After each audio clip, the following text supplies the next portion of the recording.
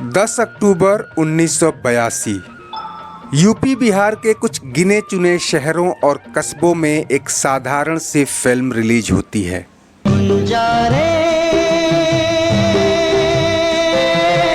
कहानी से लेकर स्टार कास्ट तक और बजट से लोकेशन तक सब कुछ साधारण। हम दोनों में दोनों खो गए। लेकिन जिस दौर में वह आई तब सिनेमा घरों में उसकी टक्कर कई असाधारण फिल्मों से हुई। अमिताभ बच्चन की नमक हलाल छाई हुई थी, दिलीप कुमार की विधाता और ऋषि कपूर की प्रेम रोग बॉक्स ऑफिस पर कामयाबी के नए झंडे गाड़ रही थीं। ऐसे में इस साधारण सी फिल्म की कोई खास पहचान थी तो बस इतनी कि यह राजश्री प्रोडक्शन की फिल्म थी। राजश्री प्रोडक्शन तब तक साधारण प्लॉट पर पारिवारिक और साफ सुथरे मनोरंजन वाली फिल्मों के लिए जाना जाता था और इसके खाते में ऐसी 35 फिल्में दर्ज हो चुकी थीं। लेकिन पहली बार यह एक ऐसी फिल्म लेकर आया था जिसे पूरे भारत में रिलीज करने के बजाय एक क्षेत्र विशेष तक सीमित कर दिया गया था। तब अखबारों और पत्रिकाओं ने इसे भोजपुरी फिल्म बताकर इसका दायरा और भविष्य दोनों सीमित कर दिया, जबकि वास्तव में यह मिश्रित बोलियों वाली एक हिंदी फिल्म ही थी। हाँ, इसकी कथा वस्तु भोजपुरी परंपरा और संस्कारों में रची बसी थी। जब तक पूरी ना हो राजश्री प्रोडक्शन के लिए इस फिल्म में अगर कुछ नया था तो वह ये कि जिस गोविंद मुनीस ने उसकी पिछली कई सुपरहिट फिल्मों की पटकथा लिखी थी और निर्देशन में सहयोग दिया था, उन्हें पहली बार इस फिल्म के डायरेक्शन का जिम्मा दिया गया था और तजुर्बेकार शख्स ने जो कमाल किया उसके नतीजे जल्द ही दिखने वाले थे। खुद गोविंद मुनीस फिल्म रिलीज होने के बाद गोरखपुर, आजमगढ़, जौनपुर, बनारस से लेकर छपरा और पटना तक घूम घूम कर सिनेमा घरों में जायजा ले रहे थे कि फिल्म को कैसा फीडबैक मिल रहा है।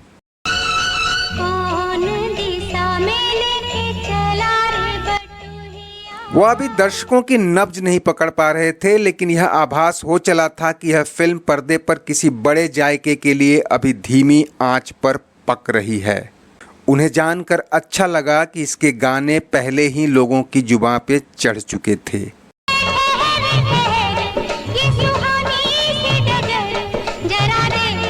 राजश्री प्रोडक्शन अपनी फिल्मों के लिए लोकप्रिय उपन्यासों और साहित्यिक रचनाओं को चुनता रहा था और इस फिल्म के लिए भी उसने भोजपुरिया संस्कारों की नब्ज टटोलने वाले केशव प्रसाद मिश्र के उपन्यास कोहबर की शर्त को आधार बनाया था। कोहबर यानी विवाह की एक रस्म, और इसी बहाने दूल्हे के भाई और दुल्हन की बहन के बीच अंकुरित होने वाले प्रेम को बड़े ही महीन सांचे में ढाला गया था।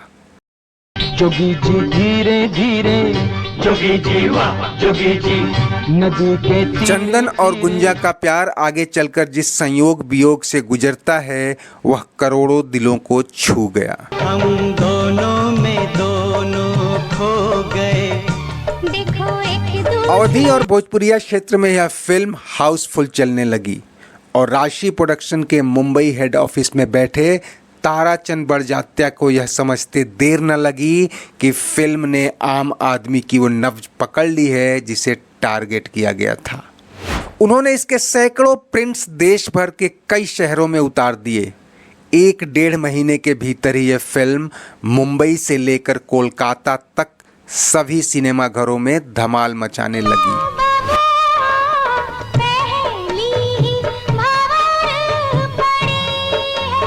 लेकिन कोई भी कामयाबी अनायास नहीं मिलती, उसके पीछे एक बड़ी प्लानिंग और कड़ी मेहनत होती है। नदिया के पार को एक मजबूत रागात्मक संबंधों वाली कहानी तो मिल गई थी, रविंद्र जैन के गीत और संगीत ने सोने पर सुहागा कर दिया। उन्होंने संगीत देने के साथ ही इसके गाने भी लिखे और एक एक शब्द दर्शकों के दिलो दिमाग पर छा गया। तोरे आवन से हमरे अंगना में आई बहार। इस फिल्म की एक और खूबी थी, हीरो सचिन पिलगांवकर मराठी थे जबकि हीरोइन साधना सिंह पंजाबी थी। गायिका हेमलता हैदराबाद से ताल्लुक़ रखती थीं और गायक जसपाल सिंह पंजाबी और सुरेश वाडेकर महाराष्ट्रियन थे। लेकिन उन्होंने भोजपुरी अवधी भाषा संस्कार वाली फिल्म में जिस तरह जान फूंकी वो अविश्वसनीय था। मानो सब के सब उसी भोजपुरिया संस्कार में पले बढ़े थे जिसकी कहानी ने नदिया के पार को हिंदी बेल्ट की ऑल टाइम ब्लॉकबस्टर मूवी बना दिया।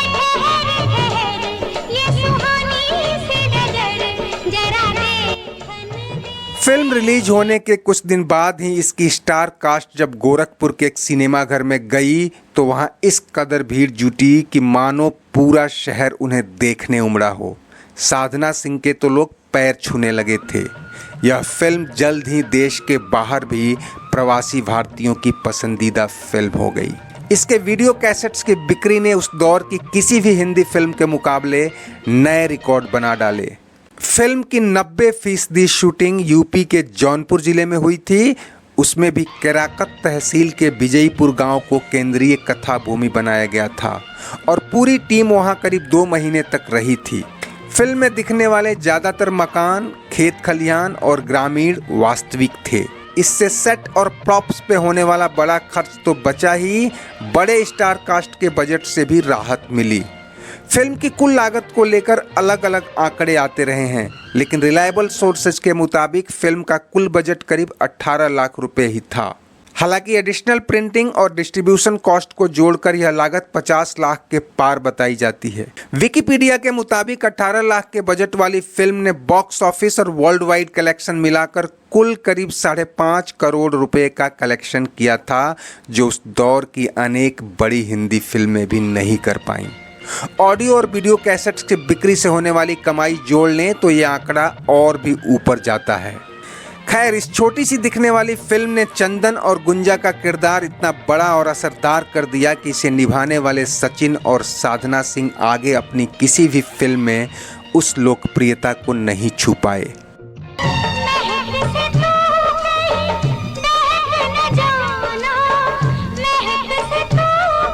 इस फिल्म की ऐतिहासिक सफलता को देखते हुए 10 साल बाद ही राष्ट्रीय प्रोडक्शन ने इसकी रीमेक बनाई।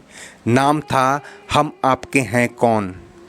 ग्रामीण कहानी को शहरी जामा पहनाया गया। निर्देशन की कमान राष्ट्रीय प्रोडक्शन की तीसरी पीढ़ी यानी ताराचंद बड़जात्या के पोते सूरज बड़जात्या ने संभाली और इस फिल्म ने भी कामयाबी के नए कीर्तिमान बना डाले।